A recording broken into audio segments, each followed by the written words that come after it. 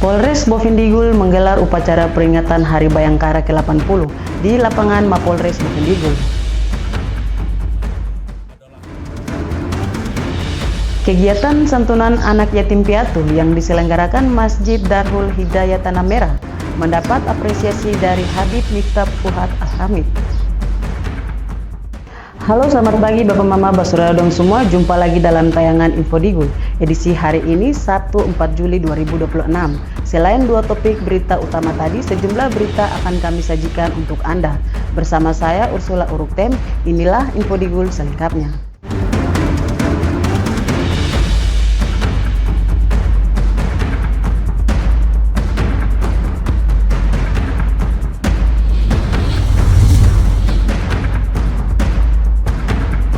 Bapak Mama, kita ke berita pertama. Polres Bovendigul menggelar upacara peringatan Hari Bayangkara ke-80 di lapangan Mapolres Bovendigul. Melalui tema 80 tahun mengabdi, Polri untuk masyarakat, Polri menegaskan komitmen untuk terus memberikan pelayanan yang profesional, responsif, dan berorientasi pada kepentingan masyarakat. Upacara Hari Bayangkara ke-80 dipimpin langsung oleh Kapolres Bovendigul, AKBP Wisnu Perdana Putra, dan dihadiri unsur Forkopimda, TNI Polri, tokoh adat, tokoh agama, serta berbagai elemen masyarakat. Kegiatan ini menjadi momentum untuk memperkuat sinergi dalam menjaga keamanan dan ketertiban di Kabupaten Bovendigul. Dalam amanat Presiden Republik Indonesia yang dibacakan Kapolres, disebutkan bahwa tema Hari Bayangkara tahun ini mencerminkan komitmen Polri untuk terus melindungi, mengayomi, dan melayani masyarakat melalui pelayanan yang cepat, profesional, dan memberikan manfaat nyata bagi publik. Tema peringatan Hari Bayangkara ke-80 tahun 2026 ini adalah 80 tahun mengabdi Polri untuk masyarakat. Tema ini mengandung makna bahwa Kepolisian Negara Republik Indonesia dalam seluruh perjalanan pengabdiannya bermuara pada satu tujuan luhur, yaitu memberikan pelayanan terbaik kepada masyarakat. Hal ini berarti bahwa seluruh pengabdian Polri diarahkan untuk melindungi, mengayomi, dan melayani masyarakat. Perwujudan pengabdian kepada masyarakat tentunya dapat tercapai apabila Polri dalam melaksanakan tugas pokoknya mampu mencerminkan kesigapan, ketegasan, dan profesionalisme untuk memberikan pelayanan terbaiknya. Fokus utama pelayanan Polri yaitu pelayanan yang responsif dan berorientasi memberikan manfaat secara langsung kepada masyarakat. Apabila masyarakat telah sungguh-sungguh merasakan kehadiran dan pengabdian Polri, maka Polri telah berhasil melaksanakan tugas pokoknya sebagaimana yang diamanatkan oleh undang-undang. Kapolres juga menyampaikan apresiasi atas dedikasi seluruh personel Polri dalam menjaga stabilitas keamanan. Menurutnya, Polri saat ini dihadapkan pada berbagai tantangan, mulai dari dinamika geopolitik global, kejahatan cyber, hingga tingginya harapan masyarakat terhadap pelayanan kepolisian. Melalui peringatan Hari Bayangkara ke-80, Polres Bovendigul berkomitmen terus meningkatkan kinerja, memperkuat sinergi dengan seluruh elemen masyarakat, serta memberikan perlindungan, pengayoman, dan pelayanan terbaik demi terciptanya keamanan dan ketertiban di Kabupaten Bovendigul. Tim Liputan Digul TV melaporkan. Bapak Mama Basuradong semua, peringatan Hari Bayangkara ke-80 menjadi momentum bagi Polri untuk memperkuat reformasi kelembagaan, meningkatkan profesionalisme, dan membangun kepercayaan publik. Pesan tersebut disampaikan melalui amanat Presiden Republik Indonesia yang dibacakan Kapolres Bovendigul dalam upacara Hari Bayangkara di Mapolres Bovendigul. Upacara peringatan Hari Bayangkara ke-80 di Mapolres Bovendigul menjadi momentum penegasan komitmen Polri untuk terus berbenah menghadapi tantangan keamanan yang semakin kompleks di era digital dan dinamika global. Dalam amanat Presiden Republik Indonesia yang dibacakan Kapolres Bovendigul, AKBP Wisnu Perdana Putra, disebutkan 5 arahan utama bagi seluruh jajaran Polri, yaitu memperkuat reformasi kelembagaan, meningkatkan profesionalisme, mengembangkan kapasitas sumber daya manusia, membangun organisasi yang adaptif, serta meningkatkan kepercayaan masyarakat melalui pelayanan publik yang berkualitas. Oleh karena pada momentum Hari Bayangkara yang ke-80 ini, saya perintahkan kepada seluruh jajaran Kepolisian Negara Republik Indonesia untuk mempersiapkan diri secara sungguh-sungguh dengan mempedomani hal-hal sebagai berikut. Pertama, perkuat reformasi kelembagaan Polri Polri harus memastikan proses reformasi birokrasi Polri mampu mewujudkan institusi Polri yang profesional, transparan, akuntabel, berintegritas, dan berorientasi pada pelayanan publik yang berkualitas. Tunjukkan bahwa Polri adalah institusi yang mampu beradaptasi dengan perkembangan zaman melalui transformasi organisasi yang lebih responsif dan terbuka terhadap pengawasan publik. Kedua, tingkatkan profesionalitas dalam pelaksanaan tugas. Polri harus mampu memastikan profesionalitas setiap anggota dalam pelaksanaan tugas, terutama dalam memberikan pelayanan kepada masyarakat dan penegakan hukum. Manfaatkan teknologi informasi untuk meningkatkan kualitas pelayanan, serta tingkatkan transparansi proses kerja dan perkuat akuntabilitas organisasi. Hal ini sangat penting untuk meraih kepercayaan publik terhadap Polri. Presiden juga menekankan pentingnya penguatan kapasitas personil dalam menghadapi ancaman multidimensional termasuk kejahatan berbasis teknologi. Polri diminta menjadi institusi yang prediktif, responsif, berbasis data, dan terbuka terhadap pengawasan publik. Selain itu, legitimasi Polri dinilai tidak hanya ditentukan oleh keberhasilan menjalankan tugas, tetapi juga oleh kepercayaan masyarakat. Karena itu, seluruh personil diminta memperkuat integritas, meningkatkan komunikasi publik, serta merespon cepat setiap aspirasi dan keluhan masyarakat. Tingkatkan fleksibilitas organisasi dalam menghadapi lingkungan strategis yang dinamis. Saya tegaskan, di tengah situasi geopolitik global yang sangat dinamis, Polri harus memiliki kemampuan adaptasi yang tinggi. Polri harus mampu mendeteksi setiap perubahan yang terjadi, merespon peluang dan ancaman dengan cepat, serta beradaptasi dengan lingkungan. Kelima, dan ini yang terpenting, penguatan legitimasi institusi Polri. Dalam negara demokrasi, legitimasi Polri tidak hanya dilihat dari keberhasilan Polri dalam pelaksanaan tugas, namun juga pengakuan dan kepercayaan publik terhadap Polri. Untuk itu, harus mampu menunjukkan jati diri sebagai abdi masyarakat, bangun budaya integrasi organisasi, perkuat komunikasi publik, respon cepat keluhan dan kritik publik, serta manfaatkan media sebagai sarana untuk memperkuat reputasi Polri. Melalui peringatan Hari Bayangkara ke-80, Polri diharapkan terus meningkatkan kualitas pelayanan, memperkuat kepercayaan publik, serta menjadi institusi yang profesional, modern, dan adaptif dalam menjaga keamanan serta mendukung pembangunan nasional. Tim Liputan, Digul TV, Dedi melaporkan. Bapak Mama, Basura dong semua, info Digul akan kembali sesaat lagi. Jangan kemana-mana, tetaplah bersama kami.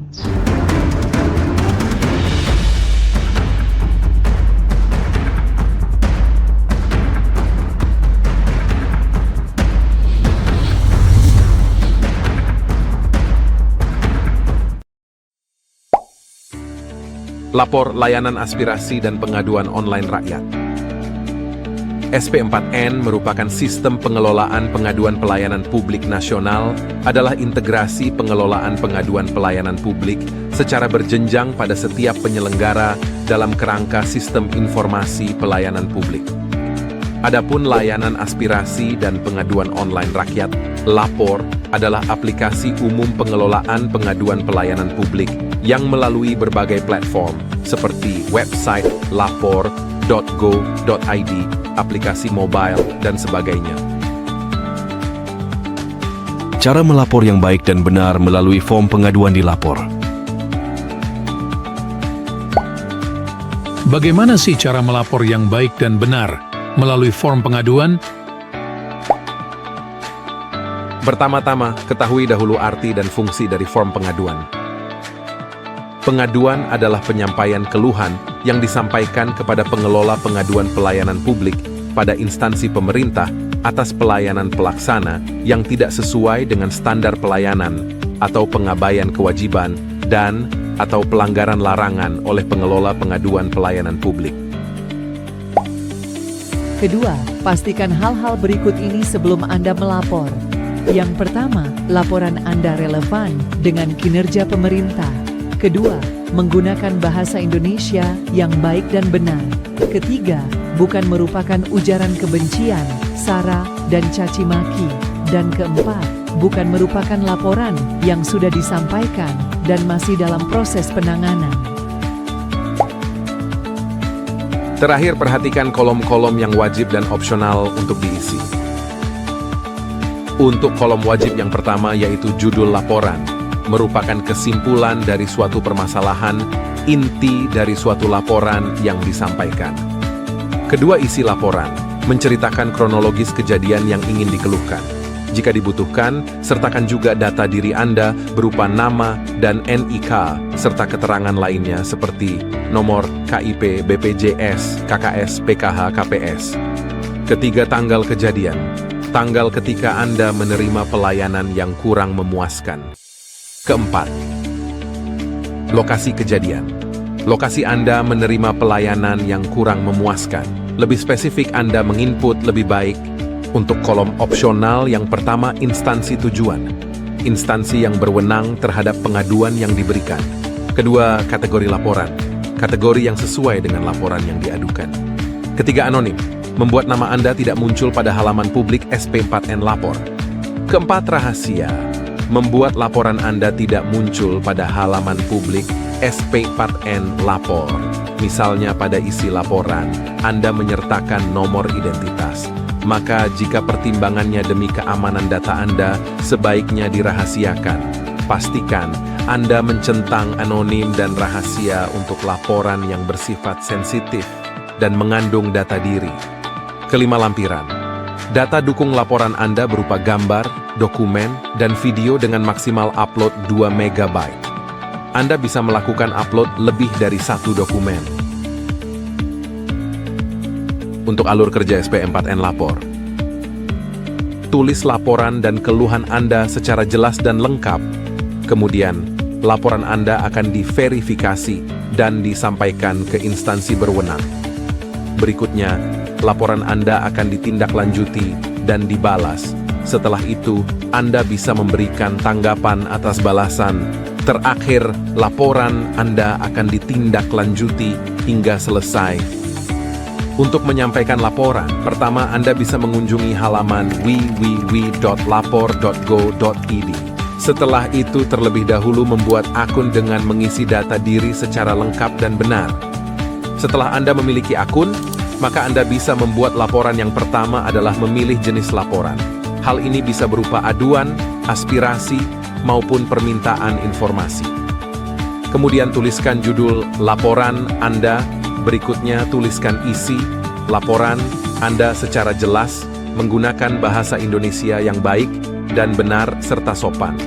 Pembagian waktu dan lokasi kejadian. Pilih instansi tujuan serta kategori laporan. Anda bisa menambahkan lampiran berupa foto maupun dokumen. Sebagai pendukung, terakhir setelah lapor, maka laporan Anda telah selesai.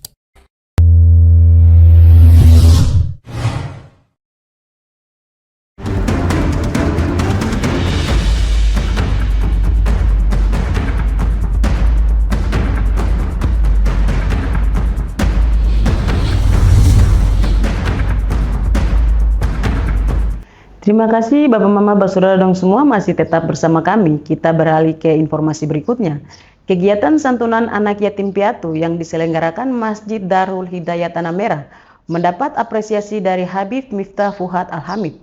Menurutnya, kepedulian terhadap anak yatim tidak hanya dilakukan pada kegiatan tahunan, melainkan harus menjadi tanggung jawab bersama secara berkelanjutan. Suasana penuh kehangatan mewarnai kegiatan santunan anak yatim piatu yang digelar Masjid Darul Hidayah di Tanah Merah, Kabupaten Bovendigul. Kegiatan ini menjadi wujud kepedulian masyarakat dalam berbagi kebahagiaan kepada anak-anak yang membutuhkan perhatian. Usai menghadiri kegiatan, Habib Miftah Fuad Al-Hamid mengaku terkesan dengan tingginya antusiasme masyarakat. Ia menilai santunan yang disertai pemberian berbagai hadiah mampu menghadirkan senyum dan kebahagiaan bagi anak-anak yatim, serta menjadi bentuk nyata kepedulian sosial umat. Alhamdulillah, tanggapan saya ini sangat luar biasa. Sangat antusias sekali masyarakat di Bovendigul. Saya melihatnya anak-anak yatim yang utamanya pada malam hari ini kelihatan sangat ceria, mendapatkan begitu banyak hadiah. Dan ini terus terang hadiah yang begitu banyak yang baru pernah saya lihat selama saya menjadi ustadz. Ini baru pernah saya lihat anak yatim mendapatkan begitu banyak kebahagiaan pada hari ini. Ini sesuatu yang sangat spektakuler menurut saya di Kabupaten Bovendigul. Habib Miftah menjelaskan, Meski tidak ada ketentuan khusus dalam ajaran Islam mengenai pelaksanaan santunan dengan mengumpulkan anak yatim di satu tempat, tradisi tersebut memiliki nilai positif karena mendorong semangat bersedekah dan memperkuat kepedulian masyarakat terhadap sesama.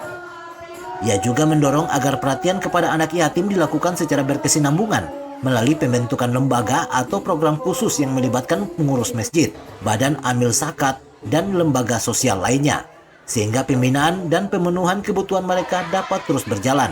Ya, jadi anak yatim seperti yang tadi ceramah kami, ini adalah merupakan tanggung jawab seluruh umat Islam. Sehingga kalau bisa ada satu badan khusus, baik itu nanti dibentuk oleh PKM masjid maupun badan apapun namanya, baik bekerjasama dengan Basnas atau lintas lembaga, agar lebih khusus diperhatikan anak yatim ini, seperti yang hadis tadi kami bawakan, ana wa qafilu yatima fil jannati hakaza, itu adalah menghidupi. Jadi kesehariannya mereka itu harus lebih diperhatikan. Jangan kita menunggu momen 1 tahun sekali aja, tetapi sebaiknya setiap saat, sehingga mereka inilah yang membawa cerminan umat Islam kelak di dunia. Habib Miftah berharap kepedulian terhadap anak yatim tidak berhenti pada kegiatan santunan tahunan, melainkan menjadi gerakan sosial yang berkelanjutan untuk mendukung tumbuh kembang mereka sebagai generasi yang berakhlak dan berdaya di Kabupaten Bovendigul. Tim Liputan Digul TV, Dedi melaporkan. Bapak Mama Basurudong semua, pengelolaan zat oleh Badan Amil Zakat Nasional atau Basnas harus dilaksanakan sesuai ketentuan Undang-Undang Nomor 23 Tahun 2011. Hal ini disampaikan Habib Miftah Fuad Al-Hamid saat menghadiri kegiatan santunan anak yatim di Masjid Darul Hidayat Tanah Merah, Kabupaten Bovendigul. Di sela kegiatan santunan anak yatim, Habib Miftah Fuad Al-Hamid menegaskan bahwa Basnas merupakan badan pemerintah non-struktural yang dibentuk berdasarkan Undang-Undang Nomor 23 Tahun 2011 tentang pengelolaan zakat. Karena itu seluruh proses pengelolaan dana zakat wajib dilaksanakan secara transparan, akuntabel, dan sesuai ketentuan hukum yang berlaku. Menurut Habib Miftah, apabila masyarakat menemukan dugaan penyimpangan dalam pengelolaan zakat, masyarakat memiliki hak untuk melaporkannya kepada aparat penegak hukum agar diproses sesuai mekanisme yang berlaku. Ia menilai pengawasan publik menjadi bagian penting dalam menjaga kepercayaan terhadap lembaga pengelola zakat. Basnas itu bentuknya Basnas itu dibentuk dengan Undang-Undang Nomor 23 Tahun 2011. Kalau di negara ini sudah ada undang-undangnya, maka apabila ada orang yang keluar dari koridor undang-undang tersebut, maka dia masuk dalam kategori pidana, dan itu dapat dilaporkan ke kepolisian. Nah, sehingga saya katakan tadi, apabila mereka dicurigai melaksanakan atau penyelewengan anggaran zakat, maka boleh dilaporkan kepada aparat, karena sejatinya Basnas itu adalah merupakan badan pemerintah non-struktural yang dibentuk berdasarkan undang-undang. Pada kesempatan itu, Habib Miftah juga menyampaikan apresiasi kepada masyarakat Muslim Kabupaten Bovendigul atas sambutan hangat yang diberikan kepadanya. Ia mengaku bersyukur kembali mendapat kepercayaan untuk menyampaikan tausiah di daerah tersebut. Habib Miftah berharap silaturahmi dengan masyarakat Bovendigul terus terjaga, serta semangat berzakat, berinfak, dan bersedekah dapat semakin meningkat demi mendukung kesejahteraan umat dan memperkuat kepedulian sosial di tengah masyarakat. Tim Liputan Digul TV, Dedi melaporkan. Bapak Mama Basurudong semua, info Digul akan kembali sesaat lagi. Jangan kemana-mana, tetaplah bersama kami.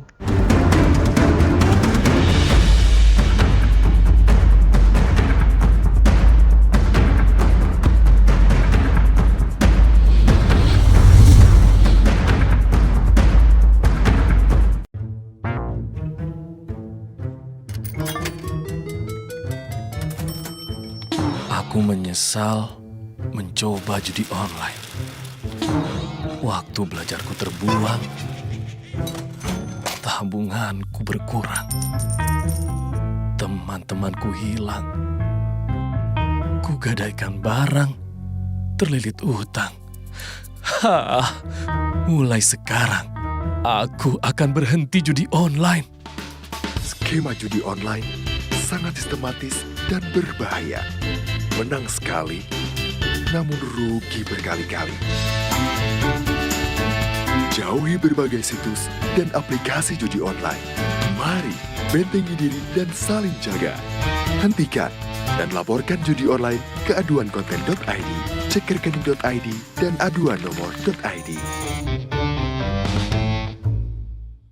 Jualan di era digital, enggak perlu keliling. Sekarang dari HP kita bisa langsung shopping. Manfaatkanlah sosmed untuk personal branding. Merekam keahlian lalu aku coba posting. Lakukan pembayaran, tinggal di-scan aja. Dengan teknologi semuanya jadi lebih mudah. Aku bisa bekerja walaupun dari rumah. Bisa pesan makan tanpa harus ke tempatnya. Inovasi digital, mari dimanfaatkan demi kemajuan dan untuk pertumbuhan. Inovasi digital menjadi solusi sebagai langkah awal kemajuan negeri. Inovasi digital membuat kita merdeka. Ada yang merdeka belajar, merdeka berjualan, merdeka mengejar mimpi, merdeka pembayaran, pokoknya merdeka di berbagai sektor. Era digital sangat bermanfaat dan jadi peluang baru. Makanya, kami terus meningkatkan skill-skill digital lewat DTS. Namun di tengah perkembangannya, penipuan merajalela.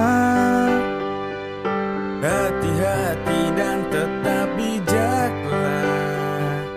Berdigital tetap beretika.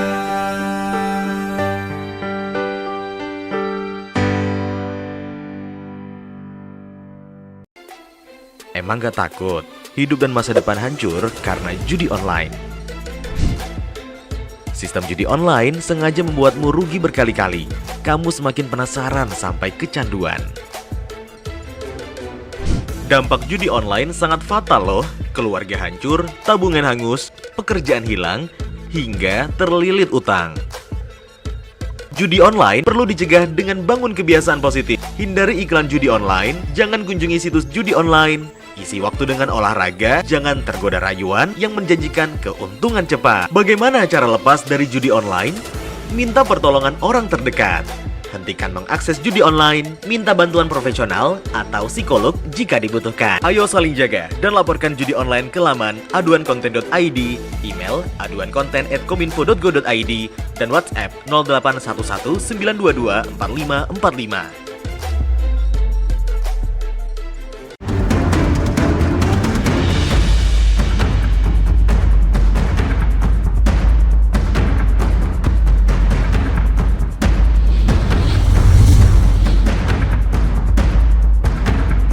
Terima kasih Bapak Mama Basaudara dong semua masih tetap bersama kami.